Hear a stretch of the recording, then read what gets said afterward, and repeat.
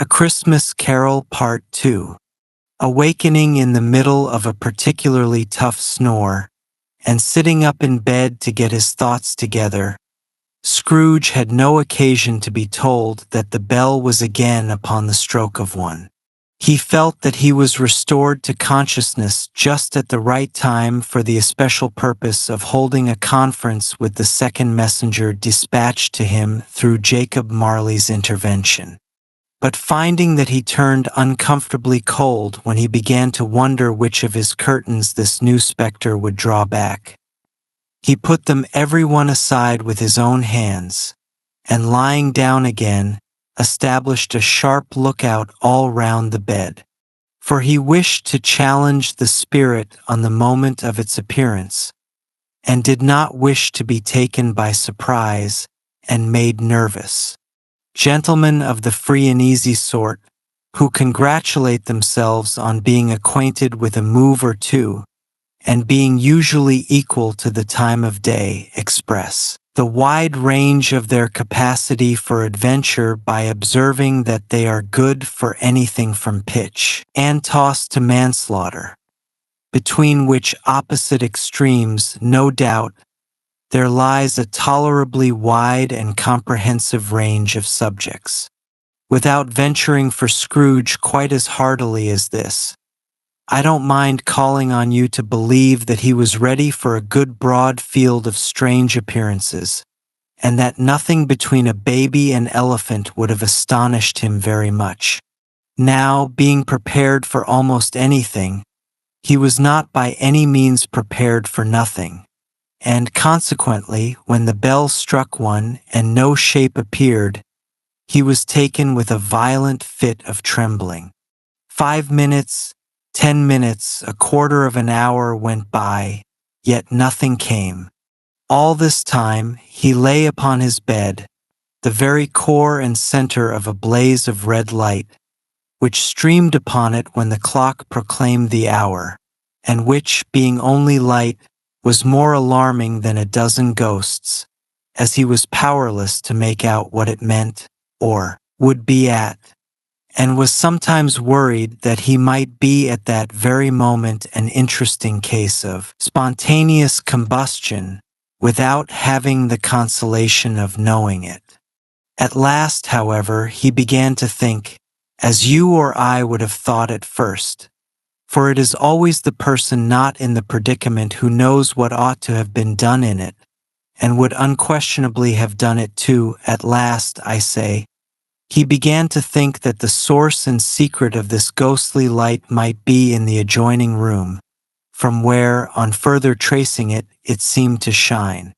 This idea taking full possession of his mind, he got up softly and shuffled in his slippers to the door. The moment Scrooge's hand was on the lock, a strange voice called him by his name and asked him to enter. He obeyed. It was his own room. There was no doubt about that, but it had undergone a surprising transformation.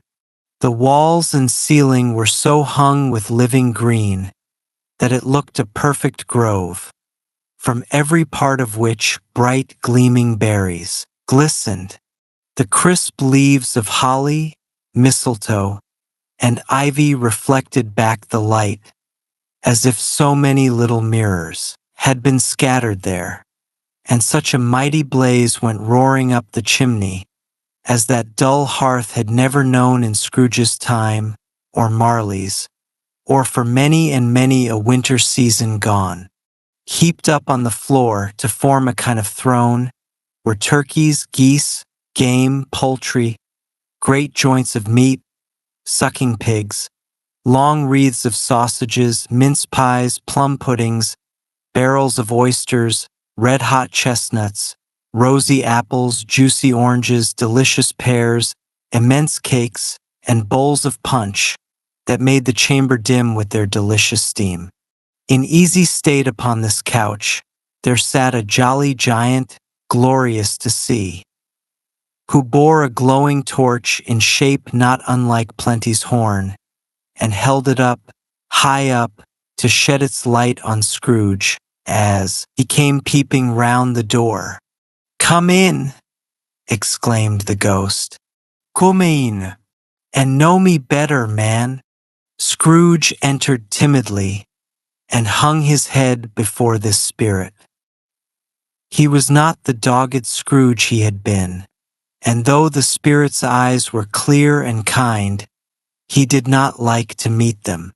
"I am the ghost of Christmas present," said the spirit. "Look upon me." Scrooge reverently did so.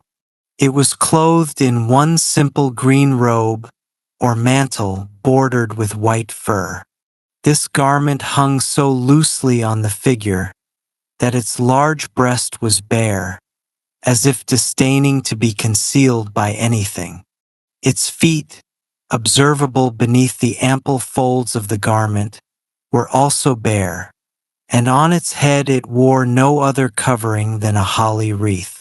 Its dark brown curls were long and free as its friendly face, its sparkling eye, its open hand, its cheery voice, its unconstrained manner, and its joyful air. Around its middle was an antique sword holder, but no sword was in it. "You have never seen the like of me before," exclaimed the spirit. "Never," Scrooge made answer to it. "Have never walked forth with the younger members of my family, meaning, for I am very young, my elder brothers born in these later years?" pursued the phantom. "I don't think I have," said Scrooge. "I am afraid I have not." "Have you had many brothers, spirit?" "More than 1800, said the ghost. "A tremendous family to provide for," muttered Scrooge. The ghost of Christmas present rose. "Spirit," said Scrooge quietly, "conduct me where you will. I went forth last night on compulsion, and I learnt a lesson which is working now. Tonight, if you have anything to teach me, let me profit by it. Touch my robe."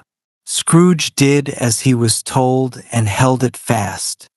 Holly, red berries, ivy, turkeys, geese, game, poultry, meat, pigs, sausages, oysters, pies, puddings, fruit, and punch all vanished instantly. So did the room, the fire, the red glow, the hour of night, and they stood in the city. Streets on Christmas morning where, for the weather was severe, the people made a rough but brisk and not unpleasant kind of music in scraping the snow from the pavement in front of their dwellings and from the tops of their houses, where it was mad delight to the boys to see it come plumping down into the road below and splitting into artificial little snowstorms. The house fronts looked black enough and the windows blacker, contrasting with the smooth white sheet of snow upon the roofs and with the dirtier snow upon the ground, which last deposit had been plowed up in deep furrows by the heavy wheels of carts and wagons. Furrows that crossed and recrossed each other hundreds of times where the great streets branched off and made intricate channels hard to trace in the thick yellow mud and icy water. The sky was gloomy, and the shortest streets were choked up with a dirty mist, half thawed, half frozen, whose heavier particles descended in a shower of ash, as if all the chimneys in Great Britain had, by one consent, caught fire and were blazing away to their dear heart's content. There was nothing very cheerful in the climate or the town, and yet was there an air of cheerfulness abroad that the clearest summer air and brightest summer sun might have endeavored to diffuse in vain. For the people who were shoveling away on the roofs were laughing and full of glee, calling out to one another from the balconies, and now and then exchanging a snowball, better-natured missile far than many a wordy joke, laughing heartily if it went right and not less heartily if it went wrong. The poultry shops were still half open, and the fruit sellers were radiant in their glory. There were great, round, pot-bellied baskets of chestnuts, shaped like the waistcoats of jolly old gentlemen, relaxing at the doors and tumbling out into the street. There were brown-faced, round Spanish onions, shining in the fatness of their growth like Spanish monks, and winking from their shelves in needless slyness at the girls as they went by, and glanced shyly at the holly. There were pears and apples, clustered high in blooming pyramids.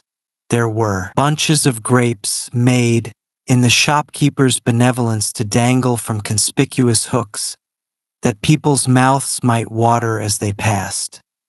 There were piles of nuts, mossy and brown, recalling, in their fragrance, ancient walks among the woods, and pleasant shuffling ankle-deep through withered leaves.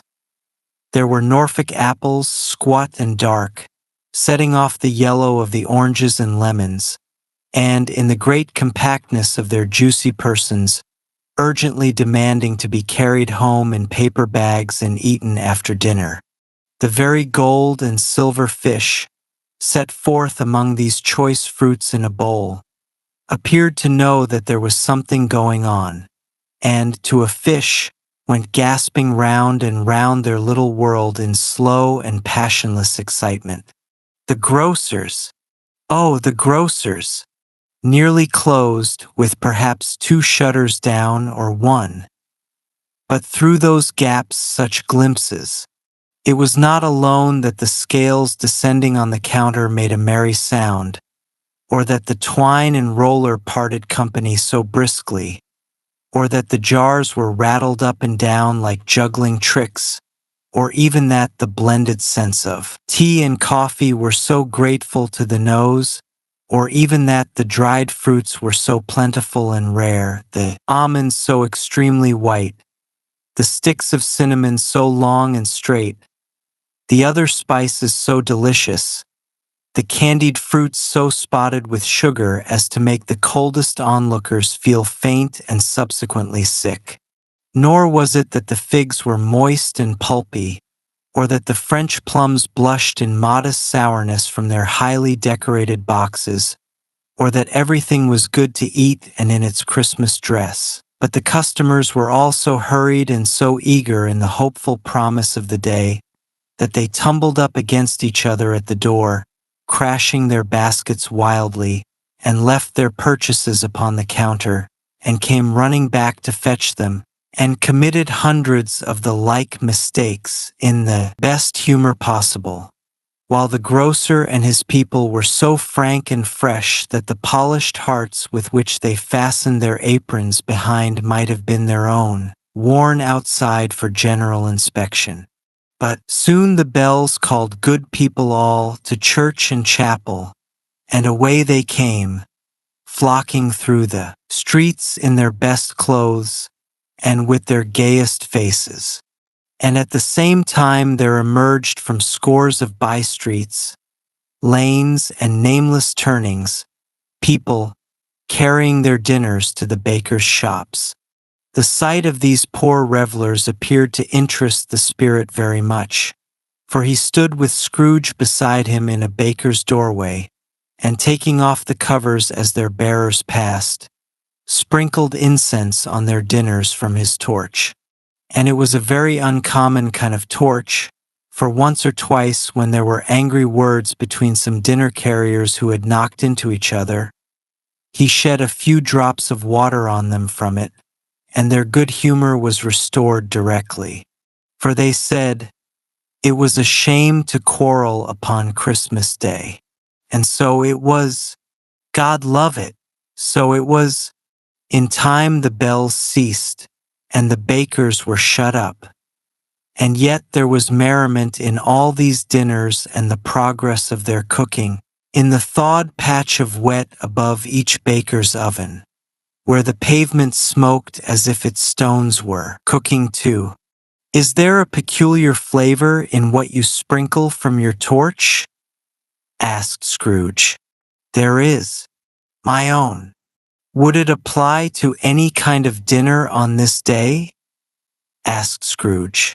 To any kindly given. To a poor one most. Why to a poor one most? Asked Scrooge. Because it needs it most. Spirit, said Scrooge after a moment's thought. I wonder you, of all the beings in the many worlds about us, should desire to cramp these people's opportunities of innocent enjoyment. Aye, cried the spirit, you would deprive them of their means of dining every seventh day, often the only day on which they can be said to dine at all, said Scrooge. Wouldn't you? Aye, cried the spirit. You seek to close these places on the seventh day? Said Scrooge. And it comes to the same thing. I seek, exclaimed the spirit. Forgive me if I am wrong. It has been done in your name, or at least in that of your family, said Scrooge. There are some upon this earth of yours, returned the spirit, who lay claim to know us and who do their deeds of passion, pride, ill will, hatred, envy, intolerance, and selfishness in our name, who are as strange to us and all our kin as if they had never lived. Remember that and charge their doings on themselves, not us. Scrooge promised that he would, and they went on invisible as they had been before into the suburbs of the town. It was a remarkable quality of the ghost which Scrooge had observed at the baker's, that notwithstanding his gigantic size, he could accommodate himself to any place with ease, and that he stood beneath a low roof quite as gracefully and like a supernatural creature as it was possible he could have done in any lofty hall. And perhaps it was the pleasure the good spirit had in showing off this power of his, or else it was his own kind, generous, hearty nature, and his sympathy with all poor men, that led him straight to Scrooge's clerks. For there he went and took Scrooge with him, holding to his robe, and on the threshold of the door the spirit smiled, and stopped to bless Bob Cratchit's dwelling with the sprinkling of his torch.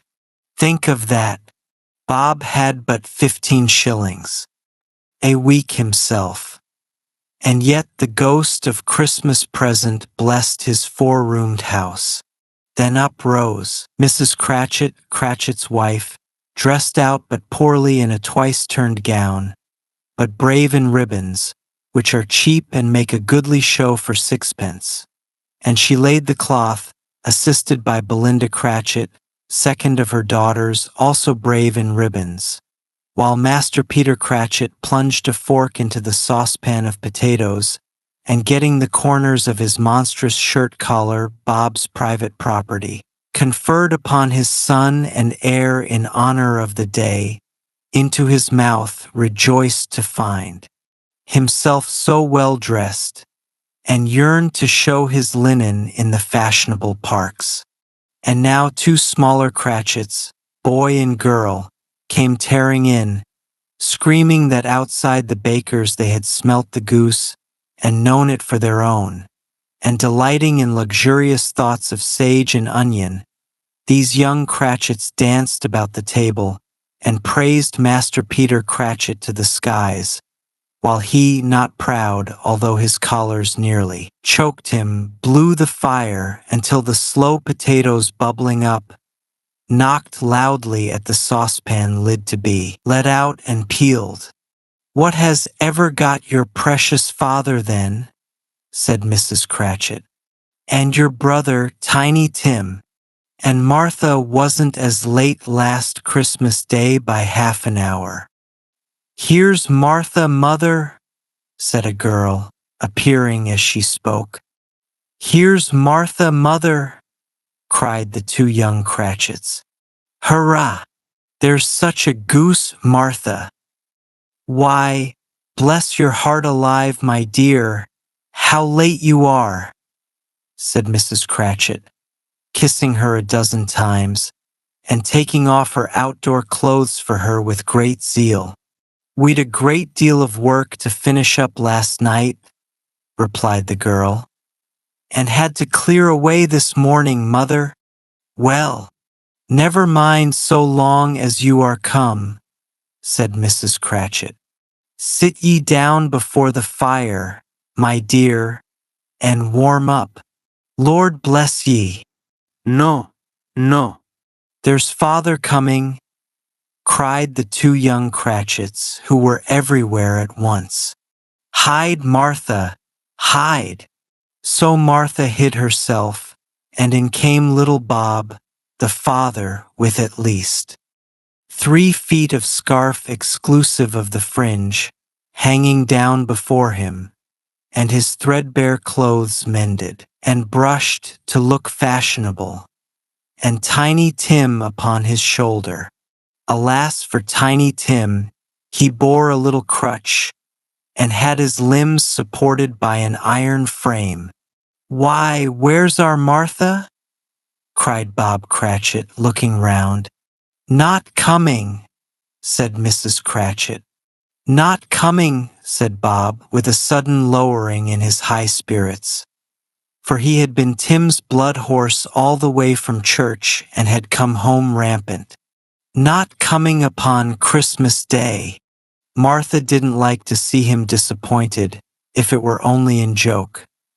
So she came out prematurely from behind the closet door and ran into his arms, while the two young Cratchits hustled Tiny Tim and bore him off into the wash-house, that he might hear the pudding singing in the copper. And how did little Tim behave? Asked Mrs. Cratchit, and Bob had hugged his daughter to his heart's content. As good as gold, said Bob, and better. Somehow he gets thoughtful sitting by himself so much, and thinks the strangest things you ever heard. He told me coming home that he hoped the people saw him in the church because he was a cripple, and it might be pleasant to them to remember upon Christmas Day who made lame beggars walk and blind men see. Bob's voice was shaking when he told them this, and trembled more when he said that Tiny Tim was growing strong and hearty. His active little crutch was heard upon the floor, and back came Tiny Tim before another word was spoken, escorted by his brother and sister to his stool before the fire, and while Bob, turning up his cuffs, as if, poor fellow, they were capable of being made more shabby, compounded some hot mixture in a jug with gin and lemons, and stirred it round and put it on the stove to simmer. Master Peter and the two young Cratchits went to fetch the goose, with which they soon returned, in high procession. Such a bustle ensued that you might have thought a goose the rarest of all birds, a feathered phenomenon, to which a black swan was a matter of course. And in truth it was something very like it in that house. Mrs. Cratchit made the gravy, ready beforehand in a little saucepan, hissing hot. Master Peter mashed the potatoes with incredible vigor. Miss Belinda sweetened up the apple sauce. Martha dusted the hot plates. Bob took Tiny Tim beside him in a tiny corner at the table. The two young Cratchits set chairs for everybody, not forgetting themselves and mounting guard upon their posts, crammed spoons into their mouths, lest they should shriek for goose before their turn came to be helped. At last the dishes were set on, and grace was said. It was succeeded by a breathless pause as Mrs. Cratchit, looking slowly all along the carving knife, prepared to plunge it in the breast. But when she did, and when the long-expected gush of stuffing issued forth, one murmur of delight arose all round the board, and even Tiny Tim, excited by the two young Cratchits, beat on the table with the handle of his knife and feebly cried hurrah. There never was such a goose. Bob said he didn't believe there ever was such a goose cooked. Its tenderness and flavor, size and cheapness were the themes of universal admiration. Filled out by applesauce and mashed potatoes, it was a sufficient dinner for the whole family. Indeed, as Mrs. Cratchit said with great delight, surveying one small atom of a bone upon the dish, they hadn't ate it all at last, yet everyone had had enough, and the youngest Cratchits in particular were full of sage and onion up to the eyebrows. But now, the plates being changed by Miss Belinda, Mrs. Cratchit left the room alone, too nervous to bear witnesses, to take the pudding up and bring it in. Suppose it should not be done enough. Suppose it should break in turning out. Suppose somebody should have got over the wall of the backyard and stolen it while they were merry with the goose. An idea at which the two young Cratchits became furious. All sorts of horrors were supposed. Halloo! A great deal of steam. The pudding was out of the copper. A smell like a washing day. That was the cloth. A smell like an eating house and a bakery next door to each other, with a laundry next door to that.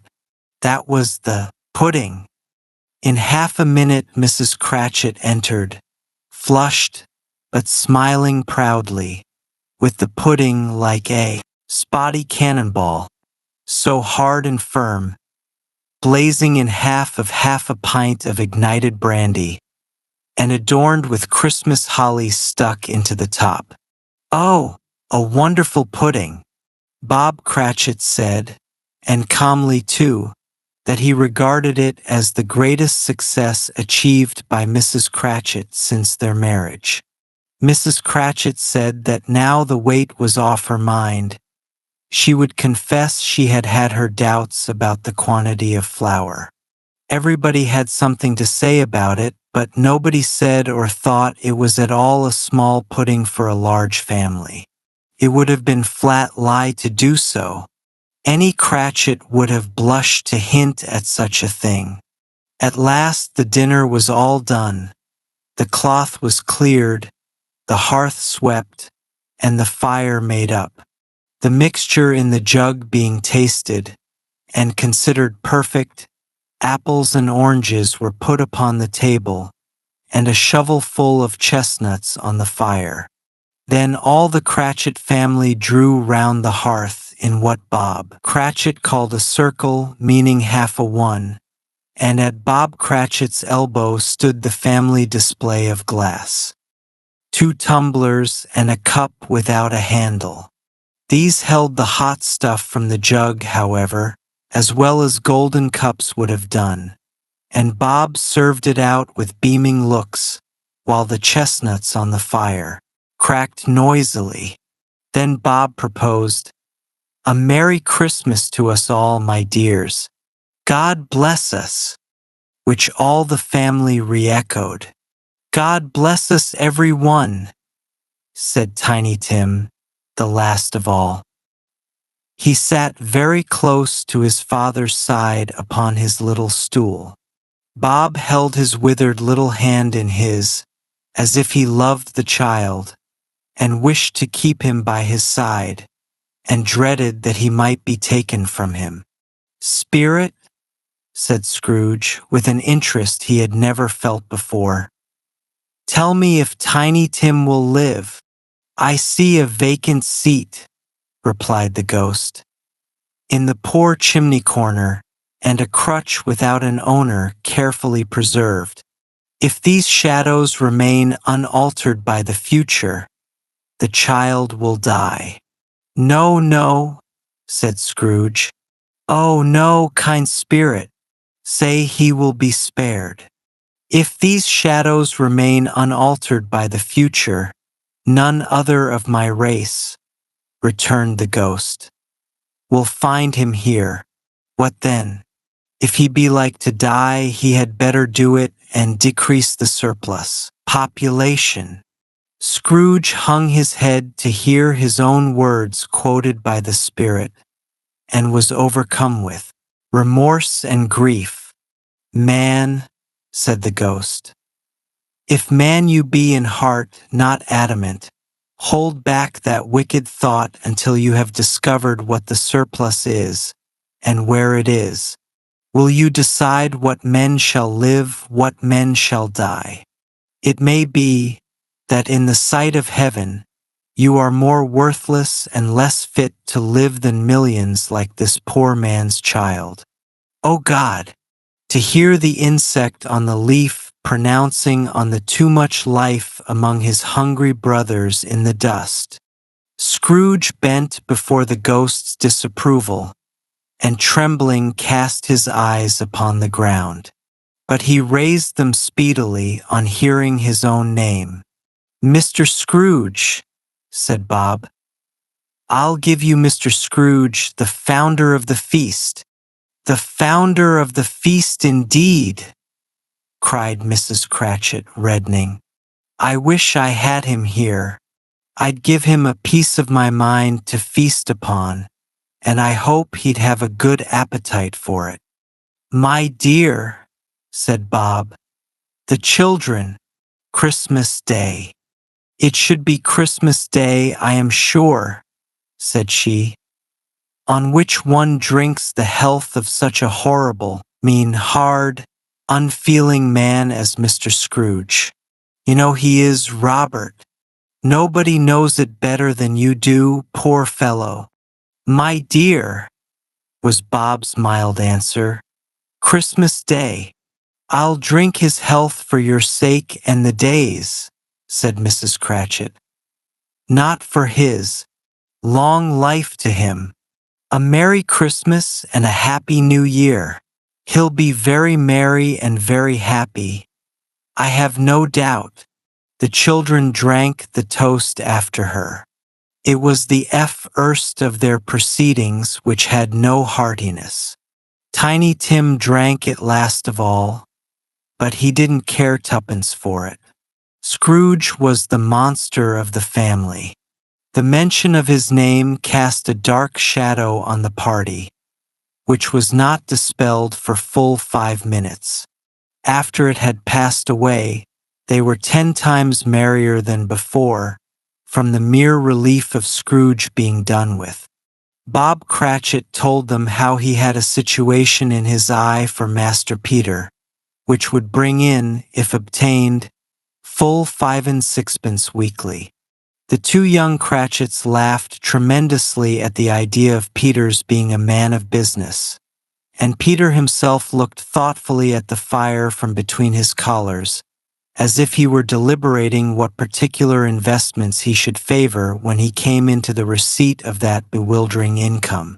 Martha, who was a poor apprentice at a hat-maker's, then told them what kind of work she had to do and how many hours she worked at a stretch and how she meant to lie in bed tomorrow morning for a good long rest. Tomorrow being a holiday she passed at home. Also how she had seen a fine lady and a lord some days before, and how the lord was much about as tall as Peter. At which Peter pulled up his collar so high that you couldn't have seen his head if you had been there. All this time the chestnuts and the jug went round and round, and by they had a song about a lost child traveling in the snow from Tiny Tim, who had a sad little voice and sang it very well indeed. There was nothing of high mark in this. They were not a handsome family. They were not well dressed. Their shoes were far from being waterproof. Their clothes were scanty, and Peter might have known, and very likely did, the inside of a moneylender's shop. But they were happy, grateful, pleased with one another, and contented with the time. And when they faded, and looked happier yet in the light of the Spirit's torch at parting, Scrooge had his eye upon them, and especially on Tiny Tim until the last. By this time it was getting dark and snowing pretty heavily, and, as Scrooge and the spirit went along the streets, the brightness of the roaring fires in kitchens, parlors, and all sorts of rooms was wonderful. Here, the flickering of the blaze showed preparations for a cozy dinner, with hot plates baking through and through before the fire, and deep red curtains, ready to be drawn to shut out cold and darkness. There all the children of the house were running out into the snow to meet their married sisters, brothers, cousins, uncles, aunts, and be the first to greet them. Here again were shadows on the window blind of guests assembling, and there a group of handsome girls, all hooded and fur-booted, and all chattering at once, tripped lightly off to some near neighbor's house, where, woe upon the single man who saw them enter, clever witches, well they knew it, in a glow. But, if you had judged from the numbers of people on their way to friendly gatherings, you might have thought that no one was at home to give them welcome when they got there, instead of every house expecting company, and piling up its fires half-chimney high. Blessings on it! How the ghost rejoiced!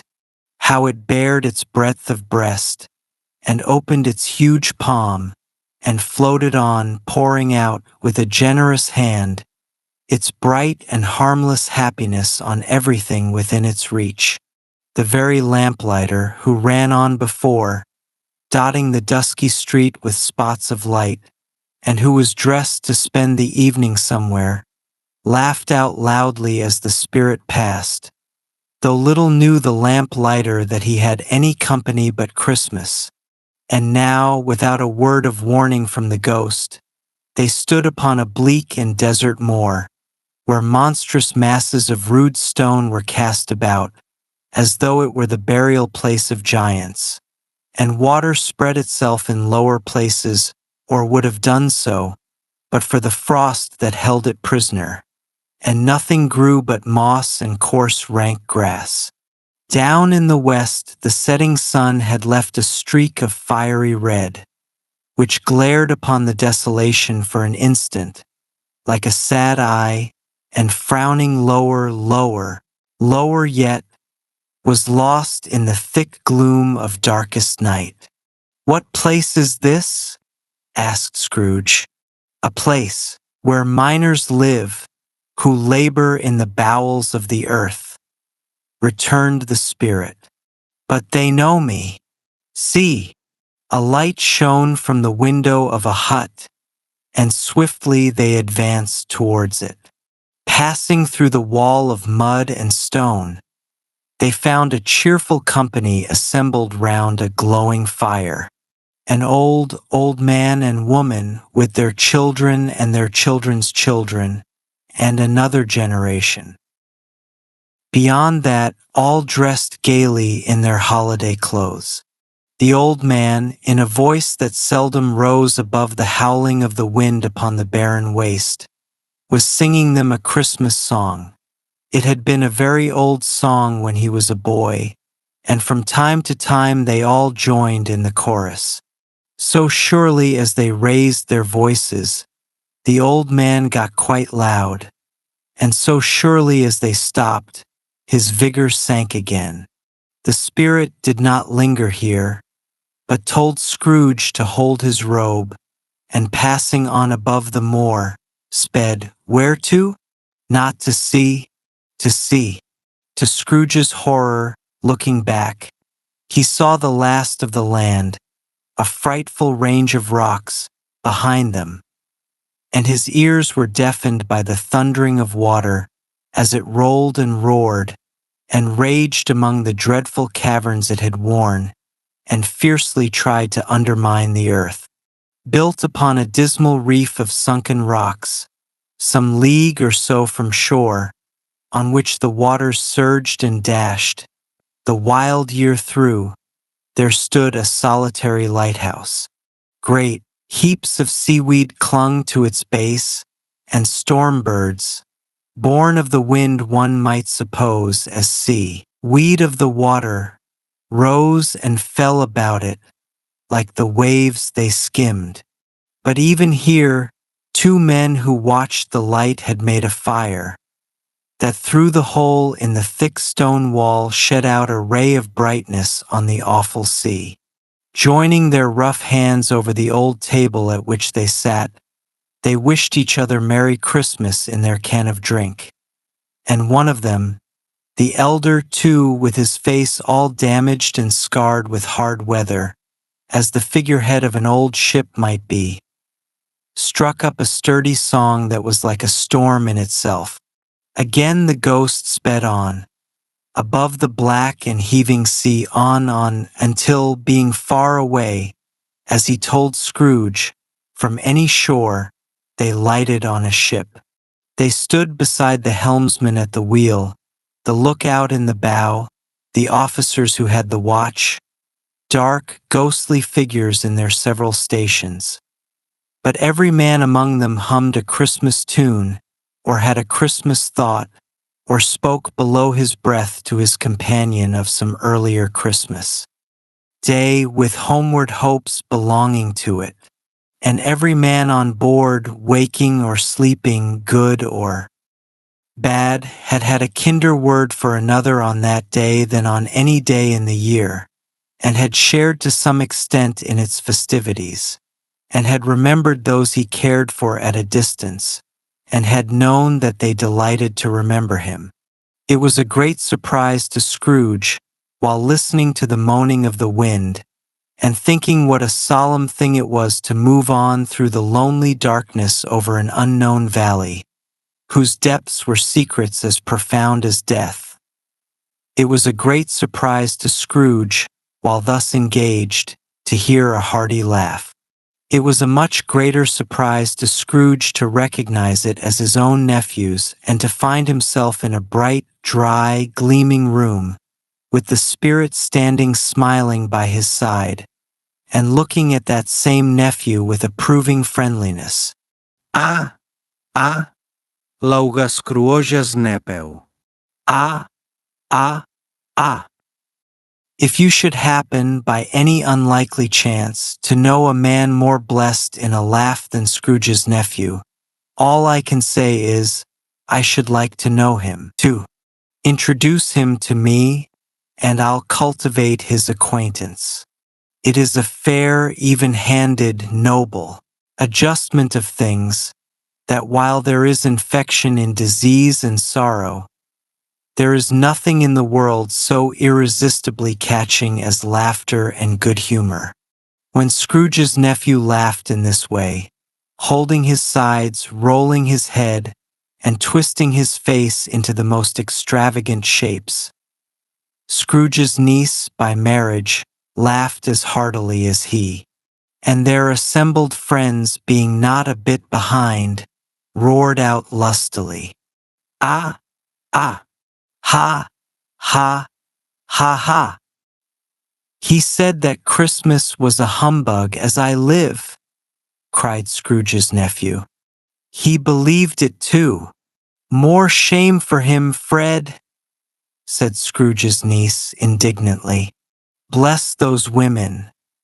They never do anything by halves. They are always in earnest. She was very pretty, exceedingly pretty, with a surprised-looking capital face, a ripe little mouth that seemed made to be kissed, as no doubt it was, all kinds of good little dots about her chin that melted into one another when she laughed, and the sunniest pair of eyes you ever saw in any little creature's head. Altogether she was what you would have called provoking, but satisfactory, too. Oh, perfectly satisfactory." "He's a comical old fellow," said Scrooge's nephew. "That's the truth, and not so pleasant as he might be. However, his offenses carry their own punishment, and I have nothing to say against him." I'm sure he is very rich, Fred, hinted Scrooge's niece. At least you always tell me so. What of that, my dear? Said Scrooge's nephew. His wealth is of no use to him. He doesn't do any good with it. He doesn't make himself comfortable with it. He hasn't the satisfaction of thinking, ha, ha, ha, that he is ever going to benefit us with it. I have no patience with him, observed Scrooge's niece. Scrooge's niece's sisters, and all the other ladies, expressed the same opinion. Oh, I have, said Scrooge's nephew. I am sorry for him. I couldn't be angry with him if I tried. Who suffers by his ill whims? Himself always. Here he takes it into his head to dislike us, and he won't come and dine with us. What's the consequence? He doesn't lose much of a dinner.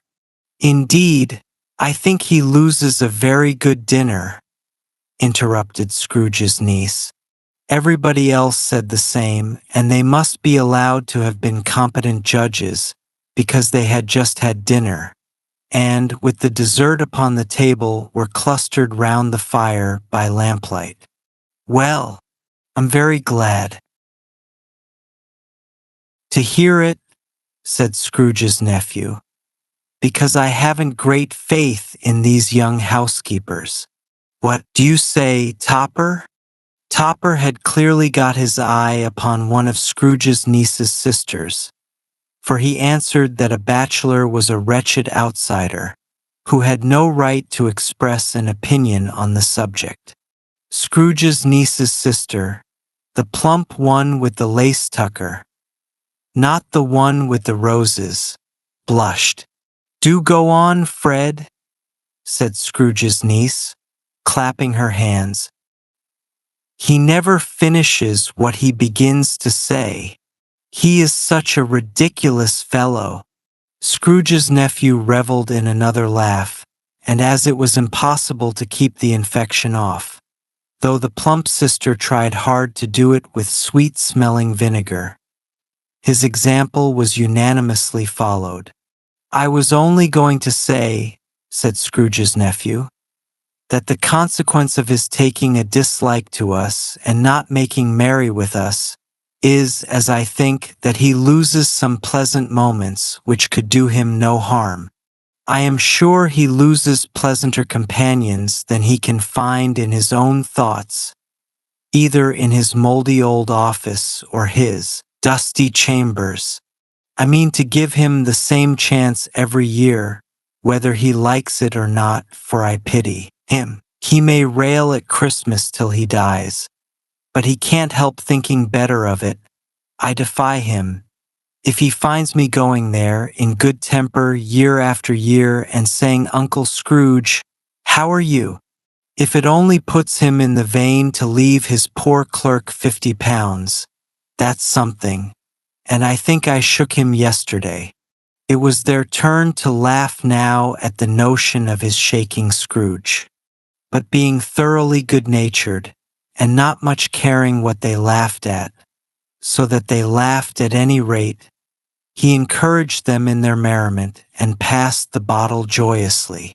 After tea they had some music, for they were a musical family and knew what they were about when they sang a song, I can assure you, especially Topper, who could growl away in the bass like a good one, and never swell the large veins in his forehead or get red in the face over it. Scrooge's niece played well upon the harp, and played among other tunes a simple little air, a mere nothing.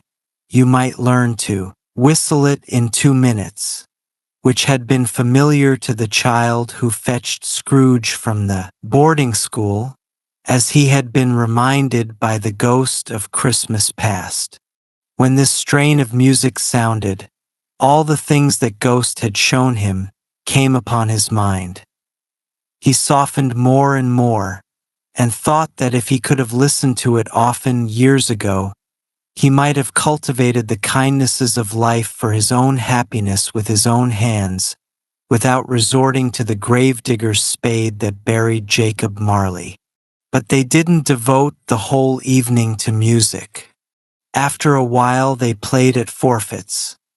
For it is good to be children sometimes, and never better than at Christmas, when its mighty founder was a child himself. Stop! There was first a game at blind man's buff. Of course there was. And I no more believe Topper was really blind than I believe he had eyes in his boots. My opinion is that it was a done thing between him and Scrooge's nephew, and that the ghost of Christmas present knew it. The way he went after that plump sister in the lace tucker was an outrage on the innocence of human nature, knocking down the irons, tumbling over the chairs, bumping against the piano, smothering himself among the curtains. Wherever she went, there went he. He always knew where the plump sister was. He wouldn't catch anybody else. If you had fallen up against him, as some of them did, on purpose, he would have pretended to endeavor to seize you, which would have been an insult to your understanding, and would instantly have moved off in the direction of the plump sister. She often cried out that it wasn't fair, and it really was not. But when at last he caught her, when, in spite of all her silken rustlings and her rapid flutterings past him, he got her into a corner from where there was no escape, then his conduct was the most deplorable, for his pretending not to know her, his pretending that it was necessary to touch her headdress, and further to assure himself of her identity by pressing a certain ring upon her finger and a certain chain about her neck, was horrible, monstrous. No doubt she told him her opinion of it. When, another blind man being in office, they were so very confidential together, behind the curtains. Scrooge's niece was not one of the blind man's buff party, but was made comfortable with a large chair and a footstool, in a snug corner, where the ghost and Scrooge were close behind her. But she joined in the forfeits. Likewise at the game of how, when, and where, she was very great, and to the secret joy of Scrooge's nephew, beat her sisters hollow, though they were sharp girls too, as Topper could have told you. There might have been 20 people there, young and old, but they all played, and so did Scrooge, for wholly forgetting in the interest he had in what was going on, that his voice made no sound in their ears. He sometimes came out with his guess quite loud, and very often guessed quite right, too. For the sharpest needle was not sharper than Scrooge, blunt as he took it in his head to be. The ghost was greatly pleased to find him in this mood, and looked upon him with such favor that he begged like a boy to be allowed to stay until the guests departed. But this, the spirit said, could not be done. "Here is a new game," said Scrooge. "1 half-hour, spirit, only one." It was a game called Yes and No, where Scrooge's nephew had to think of something, and the rest must find out what, he only answering to their questions yes or no, as the case was. The brisk fire of questioning to which he was exposed elicited from him that he was thinking of an animal, a live animal, rather a disagreeable animal, a savage animal, an animal that growled and grunted sometimes and talked sometimes and lived in London and walked about the streets and wasn't made a show of and wasn't led by anybody and didn't live in a zoo and was never killed in a market and was not a horse or an ass or a cow or a bull or a tiger or a dog or a pig or a cat or a bear. At every fresh question that was put to him, this nephew burst into a fresh roar of laughter, and was so tickled that he was obliged to get up off the sofa and stamp. At last the plump sister, falling into a similar state, cried out, "I have found it out! I know what it is, Fred. I know what it is." "What is it?" cried Fred. "It's your Uncle Scrooge," which it certainly was. Admiration was the universal sentiment, though some objected that the reply to "Is it a bear?" ought to have been yes, as an answer in the negative was sufficient to have diverted their thoughts from Mr. Scrooge, supposing they had ever had any tendency that way. "He has given us plenty of merriment, I am sure," said Fred, "and it would be ungrateful not to drink his health. Here is a glass of warm wine ready to our hand at the moment, and I say, Uncle Scrooge." "Well, Uncle Scrooge," they cried, "a Merry Christmas and a Happy New Year to the old man, whatever he is," said Scrooge's nephew. "He wouldn't take it from me, but may he have it nevertheless." Uncle Scrooge. Uncle Scrooge had imperceptibly become so gay and light of heart that he would have pledged the unconscious company in return, and thanked them in an inaudible speech if the ghost had given him time. But the whole scene passed off in the breath of the last words spoken by his nephew, and he and the spirit were again upon their travels. Much they saw, and far they went, and many homes they visited, but always with a happy end. The spirit stood beside sick beds, and they were cheerful. On foreign lands, and they were close at home. By struggling men, and they were patient in their greater hope. By poverty, and it was rich. In the house for the poor, hospital and jail, in misery's every refuge, where vain man in his little brief authority had not made fast the door, and barred the spirit out, he left his blessing and taught Scrooge his ideas. It was a long night, if it were only a night. But Scrooge had his doubts of this, because the Christmas holidays appeared to be condensed into the space of time they passed together.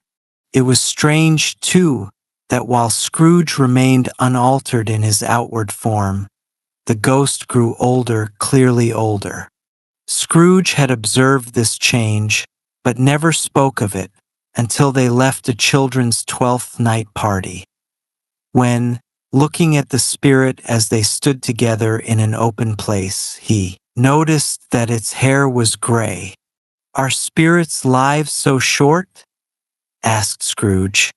"My life upon this globe is very brief," replied the ghost. "It ends tonight." "Tonight!" cried Scrooge. "Tonight at midnight. Listen, the time is drawing near." The chimes were ringing the 11:75 at that moment. "Forgive me if I am not justified in what I ask," said Scrooge, looking intently at the spirit's robe. "But I see something strange, and not belonging to yourself, protruding from your skirts. Is it a foot or a claw?" "It might be a claw, for the flesh there is upon it," was the spirit's sorrowful reply. "Look here." From the folds of its robe, it brought 2 children. Wretched, frightful, hideous, miserable. They knelt down at its feet and clung upon the outside of its garment. "Oh, man! Look here! Look! Look! Down here!" exclaimed the ghost. They were a boy and girl, yellow, meager, ragged, scowling, wolfish, but powerless, too, in their humility. Where graceful youth should have filled their features out and touched them with its freshest tints, a stale and wrinkled hand, like that of age, had pinched and twisted them and pulled them into shreds. Where angels might have sat on thrones, devils lurked and glared out menacing. No change, no degradation, no perversion of humanity, in any grade, through all the mysteries of wonderful creation, has monsters half so horrible and dread. Scrooge started back, appalled. Having them shown to him in this way, he tried to say they were fine children, but the words choked themselves, rather than be parties to a lie of such enormous magnitude. Spirit, are they yours? Scrooge could say no more. They are man's, said the spirit, looking down upon them, and they cling to me, appealing from their fathers. This boy is ignorance. This girl is want. Beware them both and all of their degree, but most of all beware this boy. For on his brow I see that written which is doom, unless the writing be erased. Deny it, cried the spirit, stretching out its hand towards the city. Condemn those who tell it ye. Admit it for your own purposes and make it worse. And look out for the end. Have they no refuge or resource? Cried Scrooge. Are there no prisons? Said the spirit, turning on him for the last time with his own words. Are there no houses for the poor? The bell struck 12. Scrooge looked about him for the ghost and saw it not. As the last stroke ceased to vibrate, he remembered the prediction of old Jacob Marley, and lifting up his eyes, beheld a solemn phantom, draped and hooded, coming like a mist along the ground towards him.